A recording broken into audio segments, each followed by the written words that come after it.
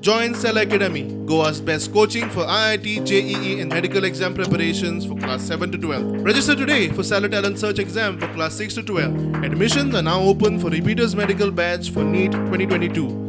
I am also delighted today to announce that Airbnb is signing a memorandum of understanding with the Department of Tourism, Government of Goa, to jointly promote Goa as one of the most sought after, high potential tourism destinations in India and around the world. This partnership is aimed at encouraging travel to unique destinations that are lesser known and enabling economically regenerated, community-led tourism in the state. We are also committed to work closely with the DoT to scale homestay capacity in the state and provide Goan homestay hosts in delivering quality tourism experiences to guests from around the world.